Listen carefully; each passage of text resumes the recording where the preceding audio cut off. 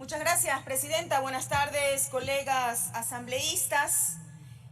Y un abrazo especial a mis hermanos migrantes que se encuentran en este momento en distintos rincones del país, expulsados de gobiernos neoliberales que nos han vuelto nuevamente a la migración cada vez más riesgosa. Desde 1830 que el Ecuador no cuenta con una ley que regule el proceso de manera clara de suscripción, adhesión, ratificación, terminación y denuncia de tratados internacionales, que finalmente puede establecer un orden legal, procedimental e institucional que impida que las autoridades hagan lo que les dé la gana, como también pasó con el CIAD. 192 años han pasado para que podamos debatir este proyecto de ley orgánica de tratados y acuerdos interinstitucionales internacionales.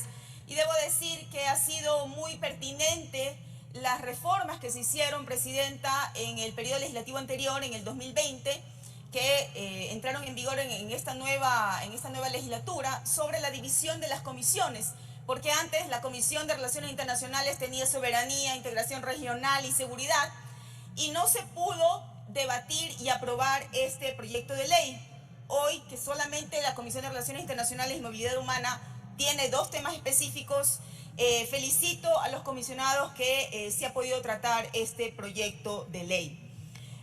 Este proyecto de ley lo que hace es, como decía, normar un procedimiento de la suscripción de tratados y con ello también generar responsabilidades del Estado respecto al cumplimiento de obligaciones, particularmente en materia de derechos humanos, porque sabemos que los tratados más importantes del sistema internacional y de hecho la base sobre la cual las democracias y los países interrelacionan es precisamente los tratados en derechos humanos, lo que constituye un mandato, una guía para que las autoridades, en el ejercicio de sus funciones, en busca del bien común, desarrollen todas las acciones, planes, programas y recursos y presupuesto a favor de las personas, los pueblos y sus derechos, no sus bolsillos.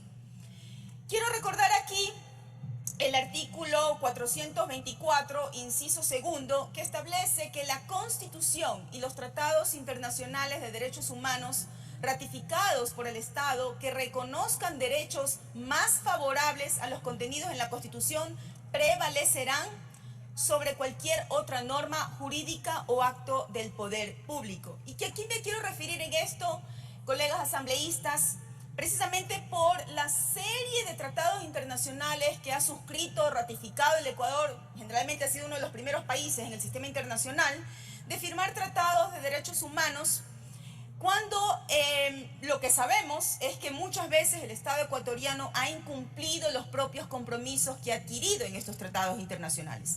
Y para aquello lo que hemos visto es que sin justicia no tenemos una verdadera democracia. La justicia, el sistema de justicia es un elemento sine qua non de toda democracia.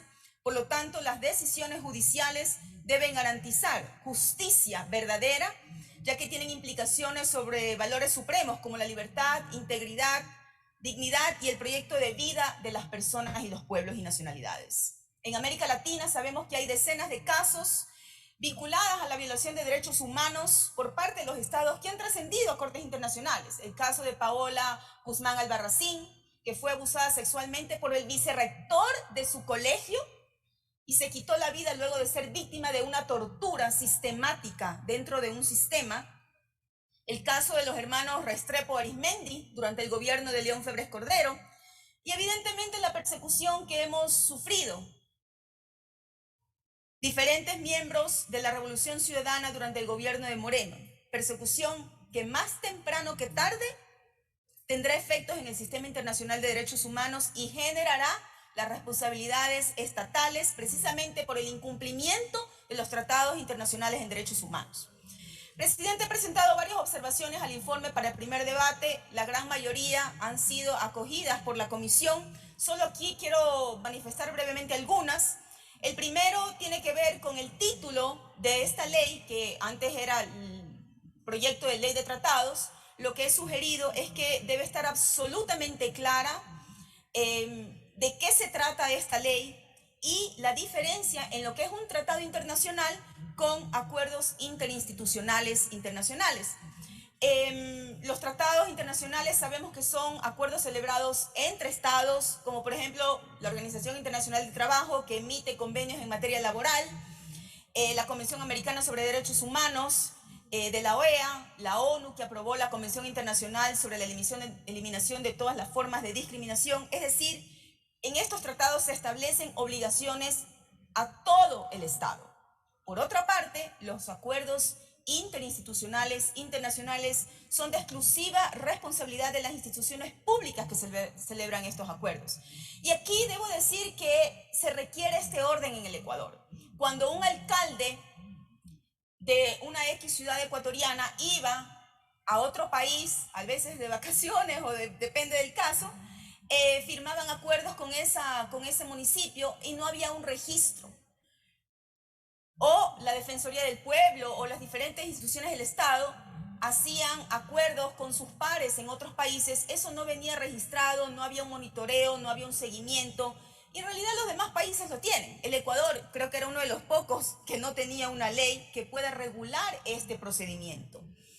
Por lo tanto, sí considero, y esto lo ha acogido la Comisión, que los acuerdos interinstitucionales internacionales entre una alcaldía de Ecuador con una alcaldía de otro país, entre una diferente institución del Ecuador con su par en otro país, deben registrarse en el Ministerio de Relaciones Exteriores y Movilidad Humana, con el fin de contar una base de información relevante. Y sugeriría aquí que esa información deba ser pública, que no espere la Cancillería que un asambleísta o un ciudadano haga un pedido de información para que se demoren, si estamos de suerte, 10 días, pero sí, a lo mejor sí sería muy importante como parte de la transparencia en el servicio público que pueda hacer esta información pública.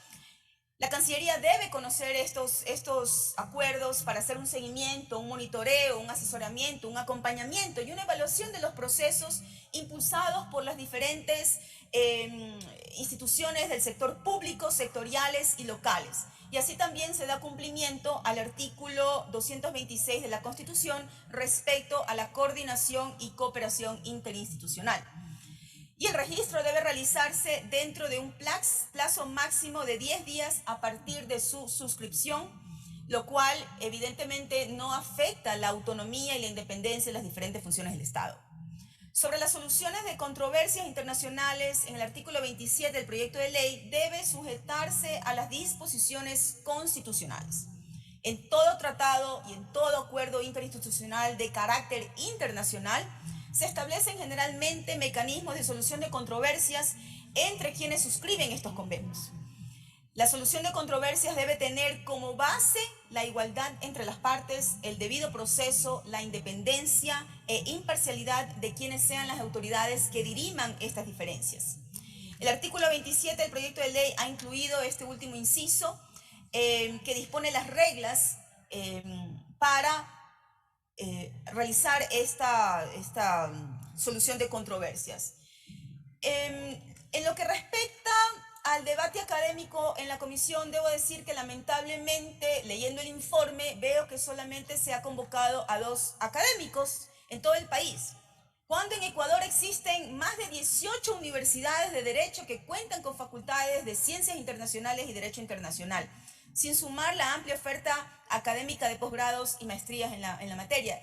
Sí hubiera sido deseable que la comisión pueda obtener los aportes de académicos, investigadores que han dedicado su vida en las relaciones internacionales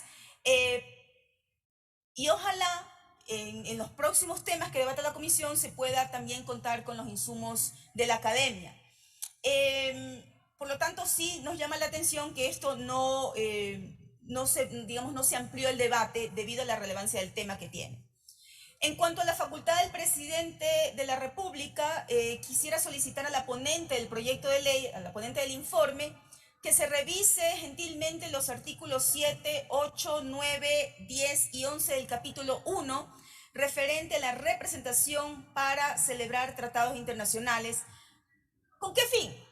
con el fin de que quede absolutamente claro que el presidente de la República es la única autoridad que tiene la facultad de suscribir tratados internacionales, delegar, autorizar y ratificar su suscripción conforme lo establece la Constitución. Que no venga después por ahí un canciller, un embajador que diga, ay, yo firmé el CIADI, yo firmé tal acuerdo con la autorización del presidente que me llamó por teléfono.